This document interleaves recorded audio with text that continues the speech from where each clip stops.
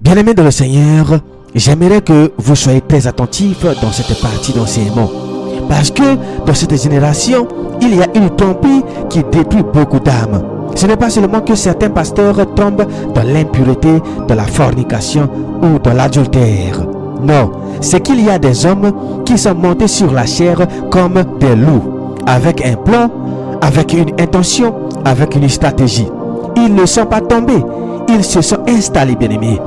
Et la Bible n'a jamais caché cela. La Bible n'a jamais dit que tous ceux qui portent un micro sont envoyés par Dieu. La Bible n'a jamais dit que tous ceux qui prêchent sont des serviteurs du Seigneur. Au contraire, la Bible avertit que dans les derniers temps, il y aura des bergers prédateurs. Et oui, bien-aimés, des bergers prédateurs. Et aujourd'hui, on voit cela sous nos yeux. Des pasteurs qui séduisent les jeunes filles, qui manipulent les brebis, qui profitent des âmes fragiles, qui détruisent des foyers, puis ils reviennent le dimanche prêcher comme si Dieu était avec eux. Peuple de Dieu, ce n'est pas un simple péché, c'est une prédation, c'est un esprit de loup. Et écoutez-moi, le loup n'est pas seulement dehors, bien-aimé. Parfois, il s'assoit sur la chair. Parfois, il porte une Bible. Parfois, il parle au nom de Dieu. Mais sa bouche est douce et son cœur est une fosse. Je veux que vous entendiez, bien-aimés, ce que Dieu dit dans sa parole. Écoutez bien l'avertissement de Actes 20, verset 29 à 30.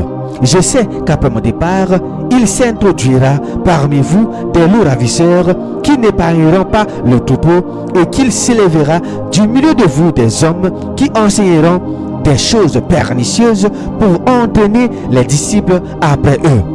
Peuple de Dieu, c'est clair, des loups ravisseurs, et oui, Paul ne dit pas des bergers faibles, il ne dit pas des gens, il ne dit pas des gens qui font des erreurs, il dit clairement des loups ravisseurs. Donc il y a des hommes qui viennent pour ravir, pour prendre, pour dévorer, pour arracher les âmes, pour détruire l'avenir des jeunes filles. Et remarquez bien, bien-aimés, ils ne viennent pas toujours de l'extérieur. Paul dit clairement du milieu de vous. Donc le danger peut sortir même d'une assemblée, même d'un groupe, même d'une église. Voilà pourquoi le discernement est vital. Jeunes filles, jeunes garçons. Et que font ces loups? La Bible dit clairement qu'ils n'épargneront pas le troupeau. Bien-aimés, ils n'épargnent pas les femmes. Ils n'épargnent pas les jeunes.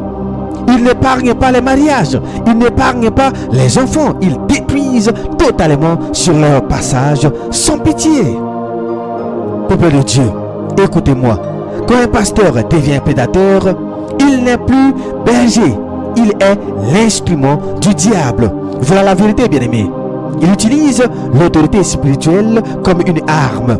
Il utilise la prière comme une corde. Il utilise les prophéties comme des pièges. Il utilise Dieu m'a dit comme un poison. Ils disent à une fille, Dieu m'a montré que tu es ma femme. Ils disent à une sœur, si tu refuses, tu bloques ta destinée. Ils disent, viens au bureau pour une prière spéciale. Ils disent, c'est un acte prophétique. Ils disent, c'est un secret entre nous. Bien-aimés, ce sont des démons. Ce n'est pas de l'évangile.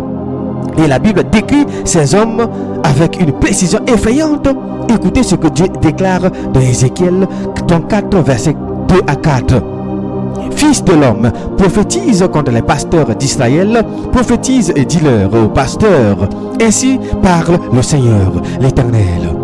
Malheur aux pasteurs d'Israël qui se paissaient eux-mêmes, les pasteurs ne devaient-ils pas être le troupeau? Vous avez mangé la graisse, vous vous êtes vêtus avec la laine, vous avez tué ce qui était gras, vous n'avez point fait paître les brebis.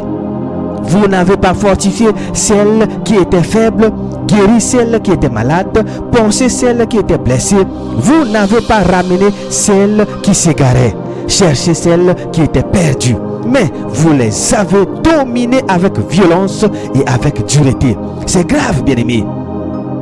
Écoutez bien, Dieu dit ici pasteur, mais il parle des prédateurs. Il dit clairement, ils se paissent eux-mêmes, ça veut dire ils utilisent l'église pour eux-mêmes. Il utilise les brebis pour se servir. Il utilise la chair pour manger. Il utilise les âmes pour se satisfaire. Et regardez ce que Dieu leur reproche. Ils n'ont pas fortifié les faibles. Ils n'ont pas guéri les malades. Ils n'ont pas pensé les blessés. Ils n'ont pas cherché les perdus. Mais ils ont dominé avec violence et avec dureté. Bien-aimés, aujourd'hui, cette violence n'est pas toujours physique. Elle est parfois psychologique. Elle est parfois spirituelle. C'est la manipulation, c'est le contrôle, c'est la menace, c'est l'intimidation, c'est le chantage spirituel. Et je veux dire ceci, bien-aimé, quand un homme de Dieu couche avec les filles de l'église, n'importe comment, ce n'est pas seulement un adultère, c'est une trahison. C'est un abus, c'est une profanation sur la chair, bien-aimé. C'est un sacrifice d'âme sur l'autel de sa chair. Et Dieu juge cela. Et pour que personne ne pense que c'est seulement dans l'Ancien Testament, écoutez ce que la parole dit sur ceux qui tombent spirituellement, les gens, surtout les jeunes filles fragiles. Regardez ce que l'Écriture déclare dans Jude 1 verset 4. Car il s'est glissé parmi vous certains hommes dont la condamnation est écrite depuis longtemps, des impies qui changent la grâce de notre Dieu en dissolution et qui réunit notre seul Maître et Seigneur Jésus-Christ. Bien-aimés, vous entendez ça? Il change la grâce en dissolution. Ça veut dire qu'il utilise la grâce pour justifier leur débauche, leur impureté, leur adultère ou leur fornication. Ils utilisent la miséricorde pour justifier l'impureté. Ils disent Dieu comprend. Ils disent on est sous la grâce. Ils disent Dieu pardonne toujours. Oui, Dieu pardonne, mais Dieu ne pardonne pas un péché que tu aimes. Dieu pardonne un péché que tu abandonnes. Et écoutez ce que le Seigneur Jésus-Christ dit lui-même.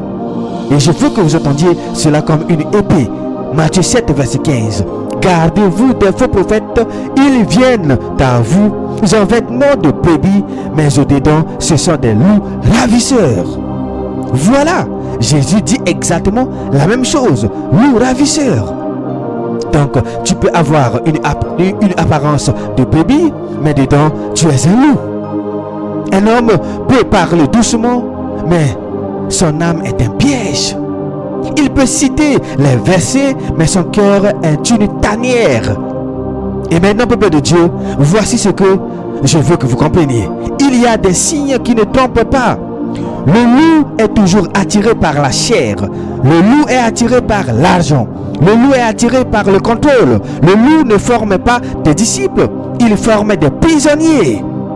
Le loup ne relève pas les âmes, il les attache. Et quand un pasteur devient loup, l'église doit réagir. Pas demain, aujourd'hui et maintenant même. Et je vais vous lire ce que Dieu dit à son peuple quand les leaders deviennent corrompus.